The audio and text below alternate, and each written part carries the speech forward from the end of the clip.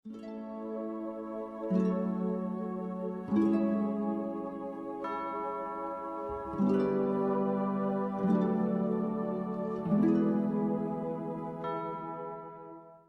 Ibu yang terkasih di dalam Tuhan, pada beberapa puluh tahun yang lalu ada seorang musisi yang bernama Bob Dylan. Entah Bapak Ibu yang angkatan mungkin 70, 80 kali ya beliau. Bob Dylan dia sebagai seorang musisi tentu punya kehidupan yang bak artis begitu ya. Tetapi ada satu masa di mana dia mengenal Tuhan. Dia menjadi seorang Kristen, dia lahir baru. Dan perubahan imannya juga berpengaruh kepada karya-karyanya. Setelah dia mengenal Tuhan, kemudian dia mengubah satu lagu yang berjudul Gotta Serve Somebody, harus melayani seseorang. Setelah ketika lagu ini dibawakan di berbagai konser, diputar di radio dan berbagai media lainnya pada waktu itu, muncullah beragam reaksi dari penggemarnya. Ada yang suka, tetapi ada yang tidak suka karena menilai perubahan iman Bob Dylan menurunkan kualitas karya-karyanya. Termasuk salah seorang musisi, salah satu anggota grup The Beatles yang mengatakan ketika dia mendengar lagu ini, dia mengatakan layanilah dirimu sendiri begitu. Lagunya Bob Dylan berjudul Harus Melayani Seseorang. John Lennon merespon layani dirimu sendiri. Jadi di dalam lagu itu Bob Dylan mengatakan siapapun kamu orangnya, entah kamu juara dunia, entah kamu presiden, entah kamu pemimpin satu negara, pada akhirnya kamu memang akan melayani seseorang. Pertanyaannya siapa orang itu? Nah, John Lennon menyindir gitu ya, layani dirimu sendiri, dia bilang begitu. Bapak Ibu terkasih di dalam Tuhan, kekristenan identik dengan banyak hal dan salah satunya adalah melayani Tuhan. Banyak orang melakukan aktivitas-aktivitas tertentu dan mengatasnamakan aktivitas itu melayani Tuhan. Aku sedang melayani Tuhan. Tanpa menyadari bahwa bisa jadi yang sesungguhnya dia layani bukan Tuhan, tetapi sesuatu yang lain.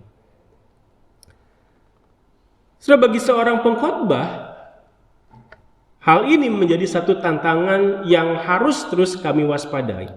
Ketika kami ada di belakang mimbar berbicara dan berbicara atas nama melayani Tuhan, berkhotbah atas nama melayani Tuhan, saudara, kami perlu sungguh-sungguh mewaspadai hati kami ketika kami melakukan ini. Siapa sebenarnya yang kami layani? Sudah tidak jarang ketika harus berdiri di belakang mimbar menyampaikan renungan firman Tuhan, sudah tidak jarang godaan-godaan itu muncul. Wah, nanti aku akan dilihat, nanti akan ada banyak orang mendengarkan aku. Nanti kalau aku sampaikan dengan bagus, orang akan memuji-muji aku. Apalagi hari-hari ini, saudara, para pengkhotbah bukan cuma dilihat oleh orang-orang yang hadir di depan mimbar, tetapi juga bahkan bisa dilihat seluruh dunia ketika live streaming ini dimasukkan ke internet. Setelah semua orang bisa melihat si pengkhotbah. Maka bagi kami para pengkhotbah, tantangan ini, pertanyaan ini menjadi satu pertanyaan yang benar-benar harus kami tanyakan dan harus kami jawab di hadapan Tuhan. Ketika kami berdiri di belakang mimbar, melakukan aktivitas yang dibilang berkhotbah, siapa yang sedang kami layani?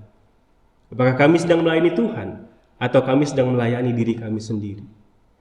Setelah setiap aktivitas yang berjudul melayani Tuhan, entah itu pengkhotbah, entah itu liturgos, entah itu vokal grup, entah itu persembahan pujian solo, entah itu pelayanan musik, entah itu penyambut tamu di depan. Setelah apapun aktivitasnya yang mengatasnamakan melayani Tuhan, setelah semua aktivitas itu punya bahaya yang sama. Ketika kita melakukannya, siapa yang sebenarnya sedang kita layani? Apakah kita sedang sungguh-sungguh melayani Tuhan? Atau sebenarnya kita sedang melayani diri kita sendiri? Wah, kalau aku bernyanyi, nanti semua orang akan melihat aku. Semua orang akan mendengar suaraku. Lalu semua orang akan memuji aku. Mengatakan, wah suaranya bagus, wah suaranya enak didengar dan sebagainya. Kalau aku tampil di depan, kalau aku melakukan ini dan itu, nanti orang akan lihat aku. Nanti orang akan berpikir aku orang yang baik, orang akan suka padaku. Ketika hal itu terjadi, siapa sebenarnya yang sedang kita layani? Kita tidak sedang melayani Tuhan. Jangan-jangan kita sedang melayani diri kita sendiri dengan segala kebutuhan diri kita. Oleh karena itu, pelayanan apapun yang sedang kita kerjakan, sebelum kita mengerjakannya dan bahkan sepanjang kita mengerjakannya, kita perlu terus memeriksa hati kita. Siapa yang sedang saya layani? Apakah saya melayani Tuhan? Atau sebenarnya saya sedang melayani diri sendiri? Surat Paulus yang ditujukan kepada Timotius yang pertama ini secara umum berisi satu instruksi Paulus kepada Timotius di dalam menghadapi pengajar-pengajar sesat di Efesus. Timotius diutus Paulus untuk tinggal di Efesus karena Paulus mendapatkan kabar di Efesus banyak pengajar-pengajar sesat. Para pengajar sesat ini bukan mengajarkan sesuatu yang lain, mereka mengajarkan Taurat Musa, tetapi masalahnya mereka yang mengajarkan Taurat ini tidak memiliki pemikiran yang benar dalam pengajarannya. Sehingga ketika mereka mengajar, mereka menimbulkan perpecahan di dalam jemaat Efesus. Makanya Paulus meminta Timotius tinggal di situ, ajari orang-orang itu dengan kebenaran. Bagi Paulus, pengajaran Taurat yang benar bukan membawa perpecahan, bukan membawa masalah. Tetapi pengajaran Taurat yang benar akan menyadarkan orang akan dosanya. Pengajaran Taurat yang benar akan mengajarkan orang tentang kejahatannya. Lalu orang yang menyadari dosanya itu, dia akan mengalami kasih Tuhan. Kesadaran seseorang akan dosanya akan membawa orang itu untuk datang kepada Sang Juru Selamat, yaitu Tuhan Yesus, dan menerima pengampunan di dalam kasih Kristus itu. Inilah yang Paulus jelaskan kepada Timotius di dalam menghadapi pengajar sesat. Dan di dalam penjelasannya itu Bapak Ibu, di bagian yang kita baca tadi ayat 12-17, Paulus memposisikan dirinya di dalam dua posisi. Posisi yang pertama, kita melihat di ayat 13, 15 dan 16, Paulus mengatakan, aku yang tadinya seorang penghujat, seorang penganiaya, seorang ganas. Ayat 15 dan 16, 15 bagian akhir, dan di antara mereka akulah yang paling berdosa. Tetapi justru karena itu aku dikasihani agar dalam diriku ini sebagai orang yang paling berdosa, Yesus Kristus menunjukkan seluruh kesabarannya. Dalam hal ini kita melihat Paulus memposisikan dirinya sebagai seorang pembaca Taurat yang menyadari akan dosanya. Tadi Paulus mengatakan pengajaran Taurat yang benar akan membawa orang sadar akan dosanya. Dan inilah yang dialami Paulus. Paulus memposisikan dirinya sebagai seorang pembaca Taurat yang disadarkan akan dosa dan kejahatannya. Tetapi yang menarik adalah satu sisi Paulus menyadari dosanya. Dia mengakui aku seorang yang ganas, seorang penghujat, seorang penganiaya. Di antara semua orang berdosa, aku yang paling berdosa, begitu ya. Di satu sisi Paulus menyadari keberdosaannya, tetapi di sisi lain saudara, kesadaran Paulus akan dosanya tidak membuat Paulus menolak panggilan pelayanan Tuhan. Di ayat 11 dan 12 Paulus mengatakan demikian, yang berdasarkan Injil dari Allah yang mulia dan maha bahagia seperti yang telah dipercayakan kepadaku. Aku bersyukur kepada Dia yang menguatkan aku, yaitu Kristus Yesus Tuhan kita, karena Ia menganggap aku setia dan mempercayakan pelayanan ini kepadaku. Setelah ini satu hal yang akan kita renungkan pagi hari ini, karena di tengah-tengah kesadarannya akan keberdosaannya, Paulus tetap menerima panggilan pelayanan Tuhan bagi dirinya. Setelah hal ini memperlihatkan bahwa Paulus menyadari betul bahwa dirinya yang melayani Tuhan bukan melayani perasaan atau situasi kehidupannya. Biasanya seseorang ketika melihat dirinya ada jelek begitu ya, ketika melihat dirinya punya kekurangan, ketika melihat dirinya punya kelemahan, ketika melihat dirinya masih jatuh bangun di dalam satu dosa tertentu, lalu dia ditawari pelayanan atau dia diajak, ayo ikut katekisasi buat dibaptis atau disidi. Tidak sedikit orang Kristen yang berkata, aduh jangan dulu. Dia merasa saya masih tidak layak. Akan tetapi Paulus juga mengalami hal yang sama. Namun dia tidak menolak pelayanan yang dipercayakan Tuhan kepadanya. Apakah berarti Paulus sombong? Apakah berarti Paulus tidak tahu diri? Apakah Paulus berarti memandang dirinya dengan keliru? Saudara, tidak. Karena di dalam hal ini Paulus menyadari betul bahwa dirinya sedang melayani Tuhan, bukan melayani perasaan bersalahnya atau melayani situasi kehidupannya. Apa artinya pelayanan? Ayat yang ke-12 ada kata pelayanan di situ. Pelayanan di dalam bahasa aslinya bermakna seorang pelayan meja. Seorang hamba, seorang budak di dalam budaya masa itu yang bertugas untuk memperhatikan tuannya yang sedang makan dan memastikan bahwa segala kebutuhan sang tuan itu terpenuhi. Maka seorang pelayan meja harus memusatkan perhatiannya, harus memperhatikan sang tuan yang lagi makan itu. Dia harus memperhatikan apakah tuannya butuh air minum. Dia harus memperhatikan kapan tuannya itu sudah selesai dan harus menyajikan mungkin buah. Dia harus memperhatikan apakah sang tuannya butuh alat makan yang lain. Dia harus memperhatikan tuannya apakah tuannya itu butuh baskom untuk mencuci tangan dan sebagainya. Ini tugas seorang pelayan meja. Dia tidak bisa melakukan pelayanannya dengan baik jikalau pikirannya, perhatiannya teralih kepada banyak hal. Mungkin kepada perasaannya, mungkin kepada situasinya yang tidak berubah. Ketika dia mengalihkan perhatiannya dari sang tuan, dia tidak bisa melayani tuannya dengan baik. Dia tidak bisa menjalankan tugasnya sebagai seorang pelayan meja. Seseorang pelayan, yang namanya seorang pelayan, dia harus memusatkan perhatiannya kepada sang tuan yang dia layani. Dan disinilah Paulus melihat dirinya sebagai pelayan Tuhan. Di ayat yang ke-12 Paulus menyadari bahwa Tuhan menganggap aku setia. Tuhan mempercayakan pelayanan ini kepadaku. Paulus melihat dirinya sebagai pelayan Tuhan, maka dia harus memusatkan perhatiannya kepada sang tuan, bukan kepada dirinya, bukan kepada masa lalunya, bukan kepada situasi hidupnya. Dia adalah pelayan dari sang tuan, maka dia tahu dia harus memusatkan perhatiannya kepada sang tuan, bukan kepada dirinya, bukan kepada perasaannya, bukan kepada impian atau keinginannya. Di dalam bagian ini kita melihat Paulus menyadari dia adalah seorang yang berdosa. Dia menyadari dia adalah orang yang punya masa lalu yang buruk, masa lalu yang melawan Tuhan, jahat di mata Tuhan.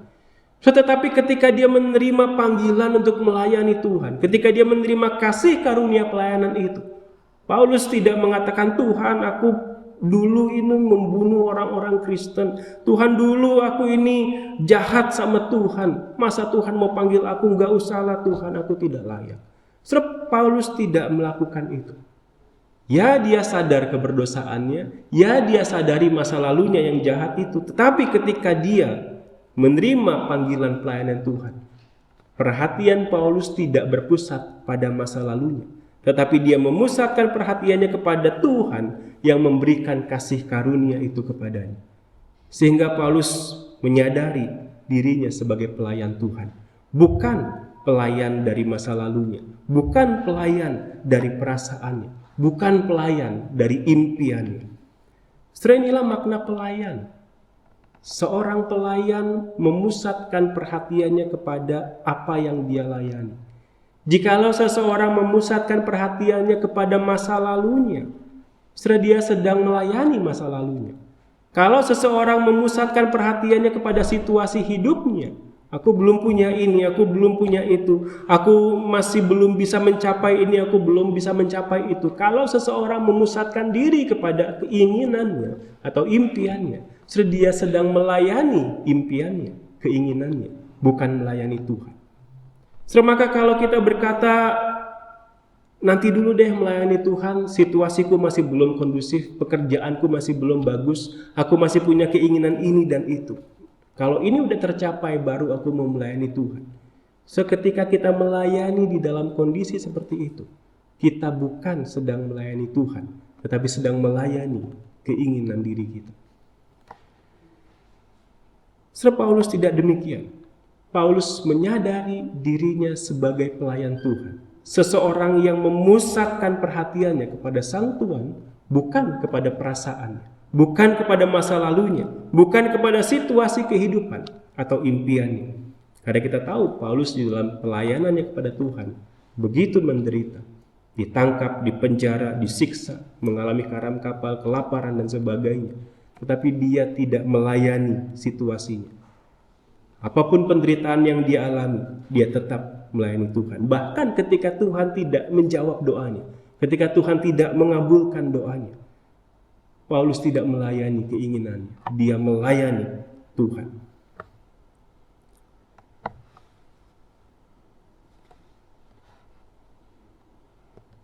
Kasih karunia Tuhan menjadi dasar bagi Paulus untuk menerima panggilan pelayanan dari Tuhan.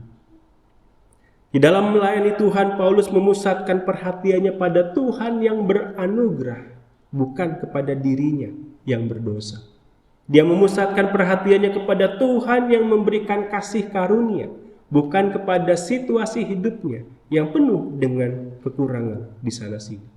Oleh karena Paulus memusatkan perhatiannya kepada Tuhan, dia disebut sebagai seorang pelayan Tuhan. Dan Tuhan pun mempercayakan pelayanan itu kepada dirinya.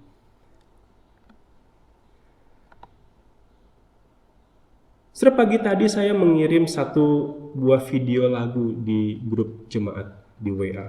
Ada liriknya juga. Lagu ini berjudul Why Have You Chosen Me? Mengapa engkau memilihku? Ditulis oleh seorang penggubah lagu bernama Roger Strader.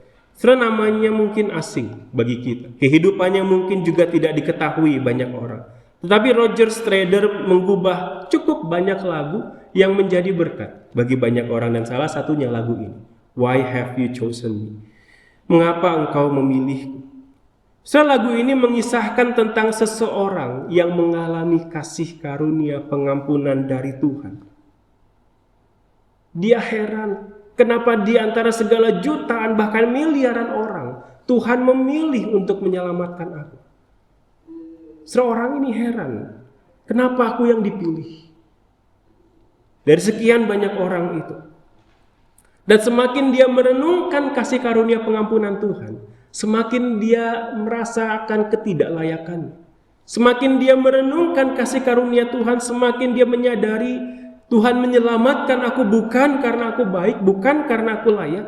Makin dia merenungkan kasih karunia Tuhan, makin dia kagum sama kasih karunia Tuhan. Makin dia kagum sama pribadi Allah yang berbelas kasihan itu. Makin dia merenungkan kasih karunia Tuhan, makin dia tunduk dan berserah sama Tuhan. Hingga sampai di bait yang ketiga, makin dia merenungkan kasih karunia Tuhan itu, makin dia melihat dunianya dari kacamata Tuhan. Setelah di bait yang ketiga digambarkan dia melihat dunianya yang gelap ini, di mana orang-orang yang di dalam dunia itu hidup di dalam kekosongan, tidak punya pengharapan, hidup dalam kesia-siaan. Dan dia berkata mereka perlu mengenal kasih-Mu. Tuhan, tolong aku untuk menunjukkan kepada mereka, Engkaulah kebenaran, Engkaulah jalan dan kehidupan. Tolong aku untuk memberkati setiap orang yang aku temui dari hari ke sehari. Lagu ini menggambarkan perjalanan hidup seorang anak Tuhan. Mulai dari titik dia menerima kasih karunia pengampunan Tuhan, menggumulinya hari demi hari, merenungkan kasih karunia itu hari demi hari. Makin direnungkan, makin dia menyadari ketidaklayakannya. Makin direnungkan, makin dia kagum sama kasih karunia Tuhan. Makin direnungkan, makin dia tunduk dan berserah sama Tuhan. Makin dia merenungkan kasih karunia Tuhan, makin dia diberikan belas kasihan Tuhan untuk melihat dunia ini di dalam kegelapannya dan punya kerinduan untuk melayani orang-orang di dunia ini. Inilah kisah perjalanan seorang anak Tuhan yang tidak hidup untuk dirinya sendiri, tetapi dia sungguh-sungguh menyadari, aku ini pelayan Tuhan.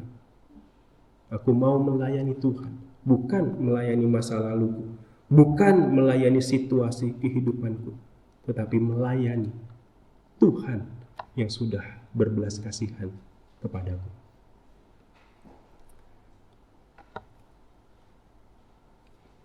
Maka dari semua hal ini kita perlu menyadari bahwa setiap orang yang sudah mengalami anugerah keselamatan, setiap orang yang sudah mengalami kehidupan yang kekal, setiap orang yang sudah diampuni dosa-dosanya, setiap orang yang demikian dipanggil untuk menjadi seorang pelayan Tuhan.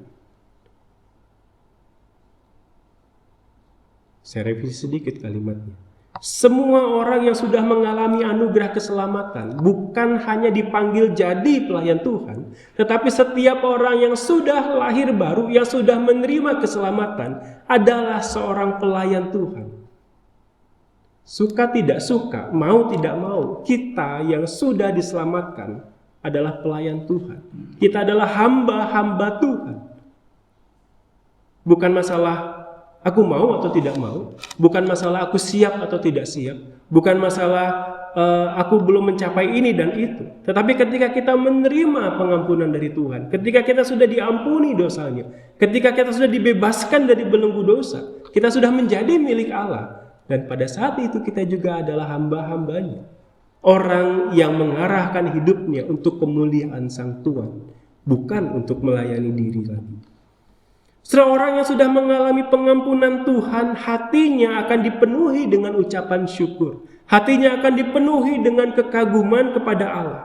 Dan pada satu titik, dia menyadari, dia diteguhkan, dia makin diyakinkan, dia makin memahami bahwa aku hidup bukan untuk aku lagi. Hidupku bukannya aku lagi, tetapi aku hidup untuk Sang Tuhan yang sudah melayani aku. Maka orang yang mengalami kasih Tuhan, dia akan melihat kehidupan di dunia dengan cara yang berbeda. Dia akan melihat orang dengan belas kasihan. Dia akan melihat orang dengan bertanya apakah dia sudah kenal Yesus. Dia akan melihat orang dengan bertanya bagaimana saya bisa membawa dia makin kenal Yesus. Setelah kehidupan seorang yang sudah mengalami kasih Tuhan akan menjadi berbeda. Dia melihat, dia bertanya, dia berdoa, dan dia bertindak.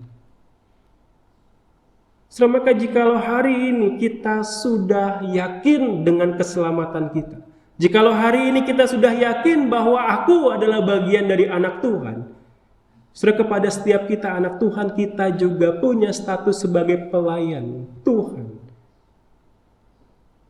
Sudahkah kita melayani Tuhan di dalam kehidupan kita? Melayani Tuhan bukan cuma beraktivitas di dalam gereja, menjadi liturgos, menjadi majelis, menjadi pengurus. Ya, melayani Tuhan termasuk di dalamnya hal-hal itu. Tetapi juga ketika kita ada di rumah, bersama dengan keluarga kita. Ketika kita ada di tempat kerja, bertemu dengan banyak orang di luar sana. Apakah kita masih menjalani hidup kita sebagai seorang pelayan Tuhan? Atau kita beralih, pelayan diri sendiri? Melayani keinginan kita, melayani impian kita, melayani hal-hal yang belum kita capai. Dimanapun kita berada, seorang yang sudah menerima kasih Tuhan, seorang yang sudah mengalami pengampunan dari Tuhan, dimanapun dia berada, kita akan terus hidup sebagai pelayan Tuhan. Dan tentu hal ini tidak terjadi secara otomatis. Tetapi kita juga perlu terus memusatkan perhatian kita kepada Sang Tuhan. Karena tanpa fokus kepada Tuhan, pelayanan yang kita lakukan sangat rentan untuk berubah arahnya menjadi melayani diri sendiri atau melayani hal yang lain tetapi selain Tuhan. Saudara, tanpa fokus yang terus kita jaga kepada Tuhan, setelah aktivitas yang kita namakan melayani Tuhan mudah sekali beralih. Bukan lagi kita tujukan kepada Tuhan, tetapi kita tujukan untuk sesuatu yang lain. Maka dari itu kita perlu menjaga fokus kita kepada Tuhan. Dengan cara apa? Setia di dalam membaca firman-Nya. Bukan cuma membaca tetapi juga merenungkannya. Bukan cuma baca merenungkan tetapi juga menggumulkan firman Tuhan untuk kita lakukan dalam kehidupan kita.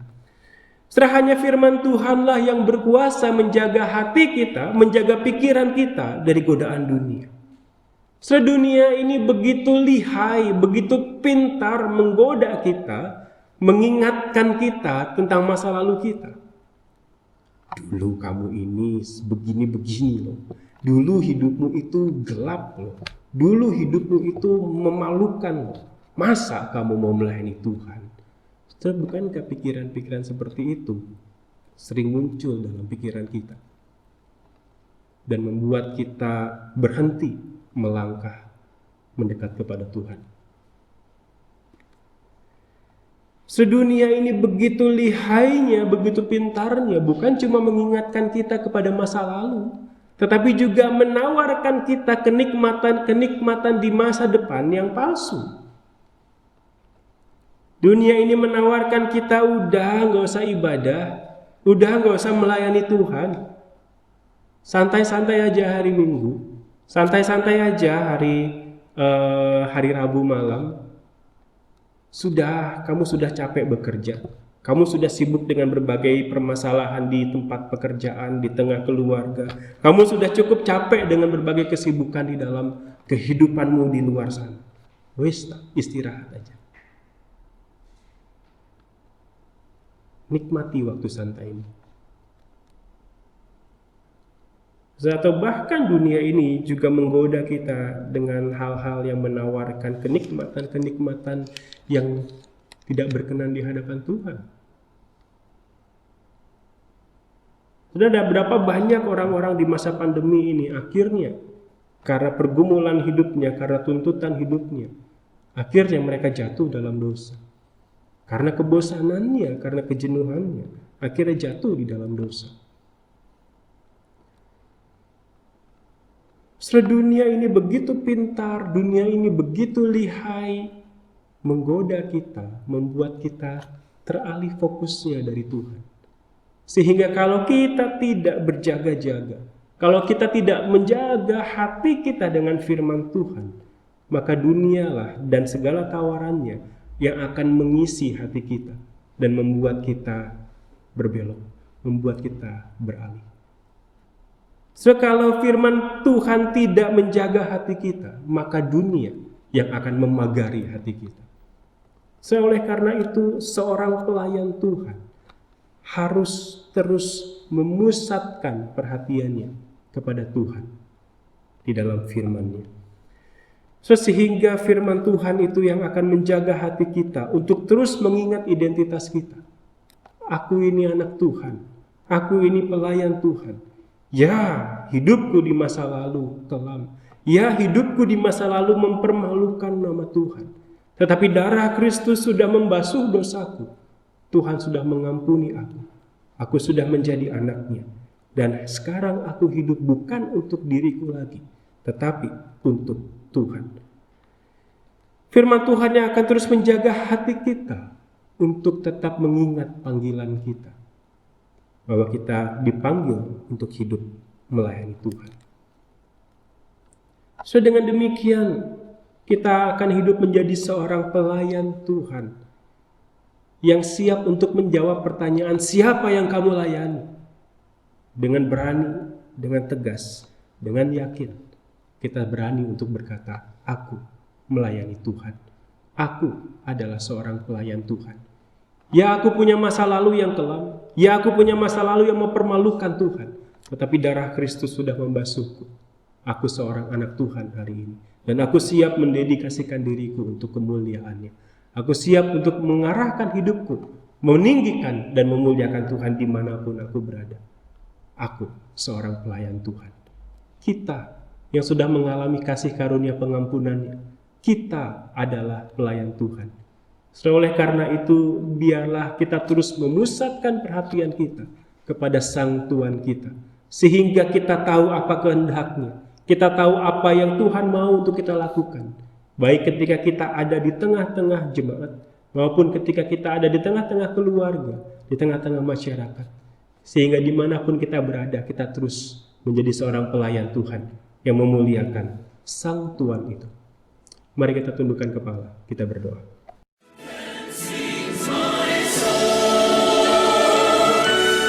Savior